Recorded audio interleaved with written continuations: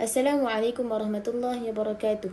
Nama diberi Aimi Ayini binti Muhammad Fatil. Nama saya Anis Hazirah binti Rizal Helmi. Saya Nur Qamarina binti Abdul Muttalib daripada Mahat Tafiz Integrasi Madinatul Hufaz.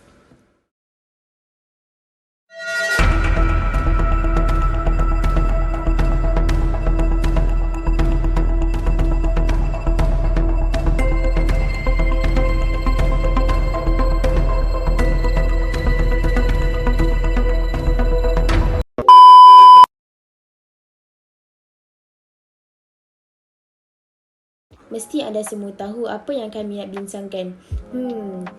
Impak penggunaan beg plastik. Jadi, macam yang kita tahu, penggunaan beg plastik di negara kita ni memang benda biasa. Pergi supermarket ke, kedai kasut ke, pasar ke dan lain-lain, memang pekerja kedai itu akan berikan kepada kita beg plastik berisi barang yang kita beli tu. Secara tidak langsung, beg plastik itu memang memudahkan kita dan pekerja itu juga.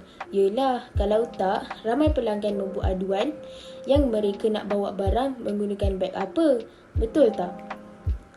Kalau mereka beli barang basah seperti ayam, ikan dan lain-lain, takkan mereka pegang pakai tangan je kan?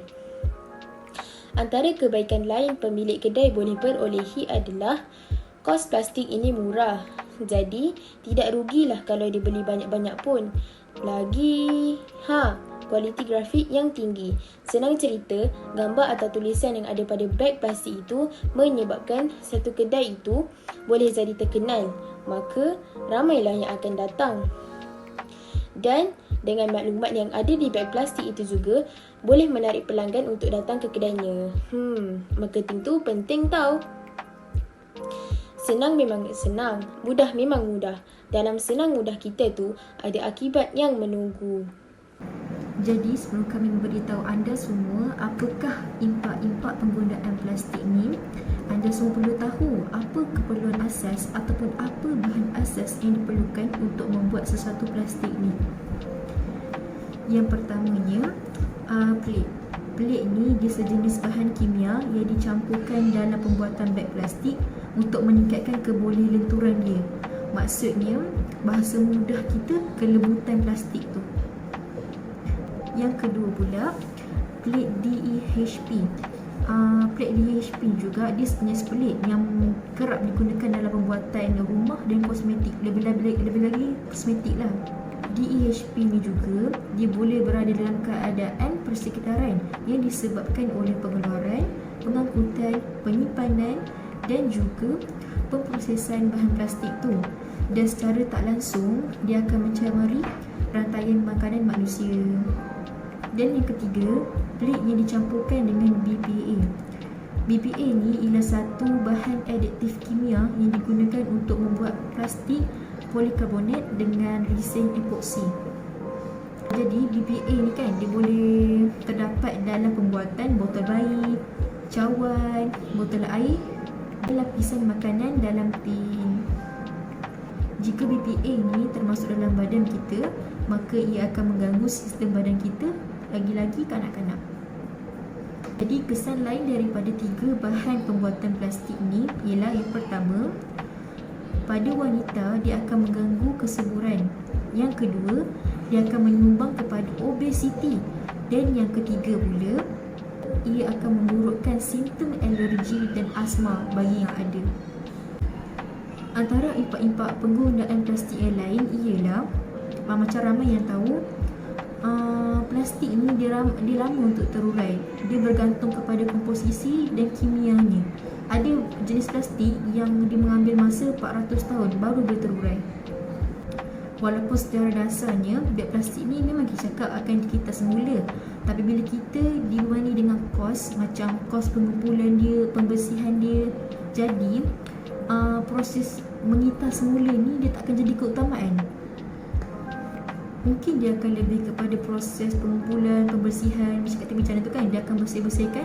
Tapi masa nak di kita semula tu, proses tu dia tak jadi keutamaan, dia macam lambat dah, macam tu maksudnya. Jadi bila kami cari bahan di laman internet, ada artikel yang mengatakan hanya 1% daripada 6.3 bilion tan plastik yang dikita semula. Lebih memburukkan keadaan apabila setiap tahun dianggarkan 8 tan metrik sisa plastik memasuki perairan dan berakhir di lautan saja. Pencemaran ni dia menjejaskan fisiologi kehidupan marin iaitu akuatik yang mungkin memberikan kesan jangka yang panjang. Jadi untuk penonton semua, banyak lagi impak-impak yang boleh kita dapat daripada penggunaan beg plastik ni. Tapi cukuplah kami utarakan 2 je impak-impak penggunaan ni. Dan yang kami nak highlightkan sini, yang kami nak utamakan yang kat dekat sini ialah impak yang kedua. Kesan kepada hidupan akuatik jika sistem plastik kita memasuki sistem perairan mereka. Pernah dengar tak tentang isu mikroplastik di negara kita ini? Bagi yang tak tahu mikroplastik ni apa, mari saya terangkan. Menurut US National Oceanic and Atmospheric Administration iaitu NOAA, mikroplastik ialah kepingan plastik yang panjangnya kurang daripada 5 mm dan akan menjadi bahaya jika berada dalam badan organisma akuatik. Sumber utama mikroplastik ini ialah sisa plastik yang berasal daripada pelbagai jenis produk plastik seperti botol, tekstil buatan manusia, cat dan peralatan elektronik yang dibuang. Antara kesan mikroplastik ini ialah pada manusia terdapat beberapa kajian preliminary yang telah mengenal pasti impak fizikal mikroplastik terhadap kesihatan manusia. Apabila dimakan secara tidak langsung, makanan laut akan menjadi zarah plastik kecil dan boleh berada dalam sistem penghadaman dan diserap oleh sel-sel epitelial usus. Ia kemudiannya boleh bergerak merentasi sel-sel badan seperti sel M dan sel dendritik sebelum masuk ke dalam sistem limfa dan sistem peredaran. Ia juga boleh dipindahkan ke organ badan seperti hati dan pundi hempedu. Apabila tidak dapat diuraikan, ia mampu untuk terkumpul dalam organ badan, mengakibatkan kesan toksik. Selain itu, kewujudannya dalam sel-sel badan boleh mengganggu sistem imun dan kesihatan sel. Pada haiwan pula, bermula dari kawasan habitat mereka sendiri seperti yang terjadi sekarang di kawasan perairan di negara kita iaitu eutrofikasi. Eutrofikasi ialah respon ekosistem terhadap penambahan ion fosfat dan ion nitrat iaitu daripada deterjen, baja dan sampah ke dalam suatu ekosistem akuatik. Kesan daripada eutrofikasi ini, dia mengurangkan kandungan oksigen dalam air yang boleh menyebabkan kematian haiwan dan tumbuhan akuatik. Kalau anda semua masih tak faham, mudahnya kalau kita pergi ke tasik atau apa-apa tempat perairan yang warna air dia tu kehijauan. Jadi, terdapat kesemua impak-impak ini, takkan tiada siapa pun yang ambil cakna maupun kisah dengan persekitaran kita, lebih-lebih lagi di kawasan perairan ini. Pastilah ada. Bermula pada Januari 2017, Kerajaan Selangor menguatkuasakan caj 20 sen kepada pengguna plastik selepas berurusan di premis perniagaan. Langkah ini adalah lanjutan daripada kempen tanpa beg plastik yang dilaksanakan di Selangor setiap hari Sabtu sebelum ini. Langkah ini diharapkan dapat mengurangkan penggunaan dan sisa buangan plastik. Kemudian, dari segi penjagaan di kawasan perairan pula, sesetengah pihak, contohnya pihak Jabatan Alam Sekitar, berusaha menjaga kawasan perairan kaedah teknologi hijau iaitu penggunaan berbola lumpur mikroorganisma efektif iaitu EM. Mikroorganisma efektif, ia tidak mengandungi mikrob yang khusus. Ia merupakan campuran mikroorganisma terpilih yang berupaya memberi pelbagai faedah. Semua mikrob ini boleh didapati dalam alam semula jadi. Ia berkebolehan melupus bahan organik dan seterusnya mengeluar bahan larutan yang berfaedah seperti asid amino, gula, alkohol, hormon dan sebatian organik. Sebagai contoh, bakteria asid laktik seperti Lactobacillus casei. Bakteria ini merawat sisa kumpahan, menyingkirkan bau busuk air, merencatkan pertumbuhan mikroorganisma berbahaya dan memudahkan perebutan bahan organik. Selain itu, terdapat 2 lagi mikroorganisma yang digunakan untuk membuat berbola lumpur tersebut.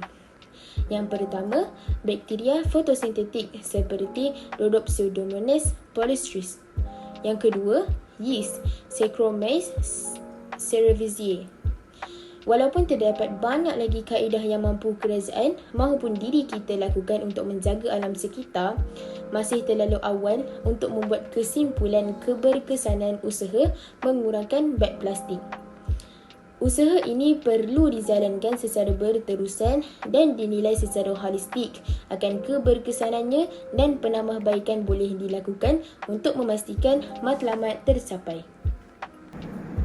Sekian daripada kami. Jemput-jemputlah singgah di IG saudara kami _.ayuni dan dijemput like serta komen berkenaan dengan poster Say No to Plastik kami. Akhir sekali, sekian daripada kami, Ilmuwan Ma'had Tafiz Integrasi Madinatul Hufaz.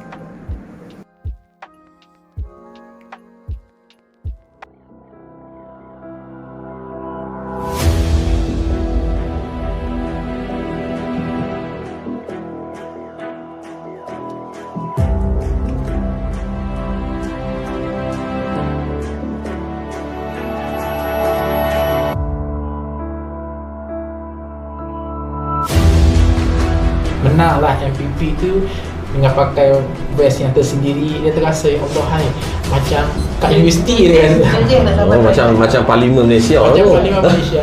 Sebab orang tak disiplin tu menyakitkan hati orang lain, kan, menyusahkan orang lain. Jadi disiplin tu kami gambarkan sebagai akhlak dan budi. Al-Quran tu nak memelihara diri dia, keluarga dia, ruh dia, jasad dia, kan. Yang pekerjaan hakiki ni dia bagi hak daripada orang lain. Kami suami isteri all out, satu Malaysia, bawa semua barang-barang ke forum. Sebab forum kita tuan-puan ambillah barang kat belakang tu, beli, kemudian duit tu kami nak beli tanah. Sampai mereka anak tanya, sebenarnya kita ni jual apa, semua ada berlaku dalam kita steril dan kita asal ni. Maknanya kadang-kadang sampai anak-anak pun ada yang sampai cakap, tak payahlah buat adik ni kalau sampai macam ni. Masa tu banyak sangat keadaan yang boleh mematahkan semangat. Banyak sangat. Ustazah kadang, okey lah bang, tak nak sokong, buatlah sendiri dah, tak larat dah. Ustazah sakit, memang ada sakit daripada dulu kan, sakit jantung.